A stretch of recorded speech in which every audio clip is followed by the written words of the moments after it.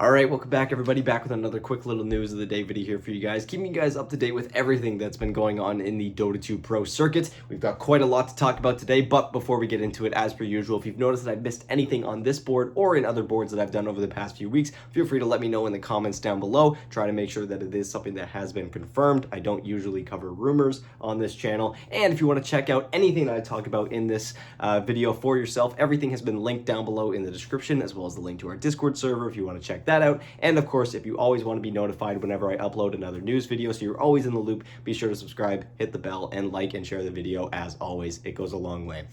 So yes, first things first, and it's a bit of anti-news, kind of similar to Team Secret, and that's partially why I wanted to talk about it today, and that is that Nigma Galaxy has now confirmed that 3 of their members are going to be confirmed to be staying for the next season, those being Kuroki, GH, and Mind Control. Keep in mind, Nigma Galaxy has already made a change in their head coach position, bringing in Immortal Faith to replace Roman, who had been with the team for over 3 years up until that point, had been with Nigma Galaxy since the formation of the Nigma brand.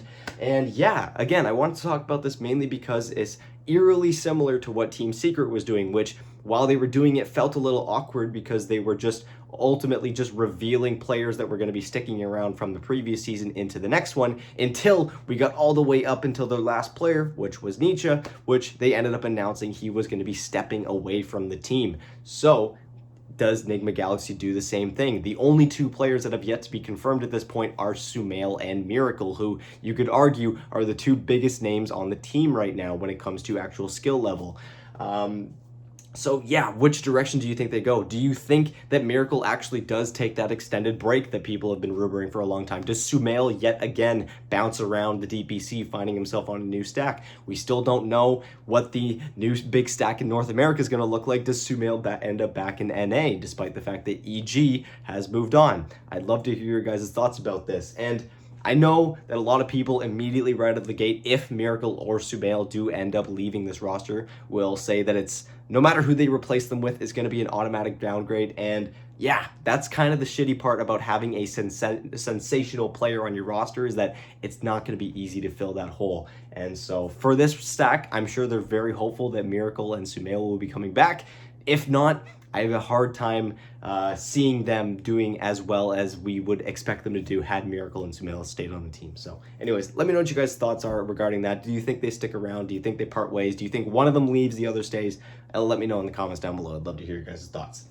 Okay, now let's get into some new rosters that have been announced. The first of which is going to be Alliance, which, as I predicted, was probably not going to be as big named, a roster that had as many big names in it as some other ones, despite the fact that Alliance is a pretty big organization that has been around for almost a decade at this point. But they have been really plagued with just inconsistent results and inconsistent rosters over the past few years, specifically in this new tour format that we have for the Dota 2 Pro circuit, and things have really not been getting better for Alliance. So the one good thing that they have going for them is that they're a big org. They can provide a lot of comfortability in salary and accommodations for their players. The bad news is they haven't been able to put together a roster that has been able to get to majors in a very, very long time. They, of course, were able to get to majors 2 years ago, but that was off of the back of some coaching controversies during those tours, and even then, they didn't do very well at those majors. So heading into this season, taking a look at their old roster, which of course they played with at the Western European TI-11 qualifiers, which ultimately did not do very well. They got eliminated by Team Bald, if you guys remember that. That old roster, of course, consisted of Nico Baby, who they were really trying to build a team around, and it just didn't really work out. They also had Weehaw playing on mid lane, Limitless, Armis, and Ducalis. So they had all those players whose names ended in is. They've taken a different approach this time around, bringing in Charlie to play position 1, aka Aqua, a tier 2 carry player that has had a pretty solid run over the past few years. I'd say he's been doing quite well. He's usually at the top of the statistics when I'm doing my tour reviews, which is always a good thing, again, for Alliance. I think that Charlie is a pretty good pickup, one of the better ones that they could have gotten heading into this season. What I find the most surprising is actually their mid laner being Schwan. I knew that he was coming out of his break. He has not played since TI-10 with Fnatic, but I wasn't expecting him to go all the way to Western Europe, let alone signing with Alliance in Div 2. But you know, you take an extended break, teams might not feel as comfortable taking you in. They might want to see you do pretty good first, so Schwan might have had limited options. Either way, I like this move a lot for Alliance. I think Schwan can end up being a really underrated pickup here. And again, mix that with the rest of the roster here, which I'm about to get into, that being S4 coming back to play off lane for Alliance. Of course, a classic Alliance player who did not spend very much time away from the team either. Same thing for position 5 Hanskin, who makes his return to the roster less than a year after departing. And of course, Ponlo coming in to fill that position 4 role for a brand new roster.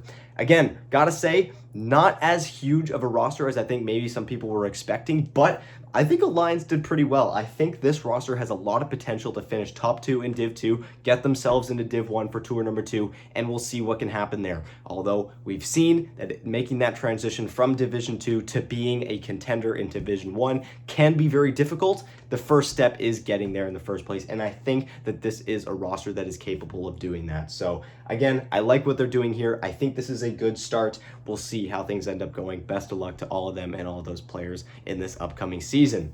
Moving on now, we have some more new rosters. First of which, new Ancient Tribe roster, which is an org that is going to be picking up a Div 2 slot in Western Europe. That is off the back of LeBron Dota, who's going to be coming in to play position 5. We have Illusion, Malus, MTD, and Lil Pleb finishing the rest of the roster. Again, these guys will be competing in the lower division of Western Europe. That means they're going to be playing against Alliance in this upcoming season. This is their brand new roster. Gotta say, looks pretty good, but nothing really crazy, nothing that's really telling me that this is going to be an insane team heading into the season. But I've been wrong before, and I love when players really shock me, especially new up-and-coming players. I think that's one of my favorite parts about watching Dota, is just watching this team that you don't really know all that much about, and then suddenly you have a few players that you start hearing a lot about. They start winning a lot of games single-handedly almost, and suddenly they're getting picked up by some of the best teams in the DPC. So ultimately, we'll see if that ends up happening. I know I kind of went on a bit of a tangent, but Ancient Tribe, new stack coming to Div 2 in Western Europe, so keep an eye out for them. Following that, we have Nemiga, who has announced that they're going to be sticking with their roster heading into this season. They, of course, picked up a few players heading into their regional qualifiers for TI-11, and those are the players that they're going to be sticking with heading into this season. Overall, they look pretty solid. Again, not really too much to base this prediction off of, but I do think that they should still be a pretty solid team, so we'll see how they do in their upcoming season in Eastern Europe, which hopefully this year doesn't get disrupted too much. I know the ongoing situation in Ukraine has still been going on and still seems to be getting worse, but sometimes better day to day. So let's just hope that things can resolve themselves as quickly as possible and in the safest way possible, because ultimately that is what matters the most. And yeah, hopefully everyone can stay safe. All right, last little bit of news here. We have TSM FTX, who were not able to dodge the roster shuffles. We have Dubu, who left the team quite a long time ago, and then Moon Meander recently moving into the coaching role, which means TSM needed to pick up two new supports. Who would those end up being? Well, none other than Ari and Whitemon. I like this move quite a bit. Whitemon, again, another player that I'm surprised that has moved as far as they did, but ultimately Whitemon has been one of the best position 5 players in the DPC, with one of the best teams in the DPC as well over the past couple years. I like this pickup a lot, although they're going to be losing some pretty hefty names there like Dubu and Moon Meander. Even though he hasn't left the team, him not being on the roster is a pretty big deal. So we'll see how Ari and Whitemon are going to be able to make that transition, and if TSM FTX will still be a top team or the top team in North America. Again, North America right now is wide open, and I'm just really curious to see where things end up.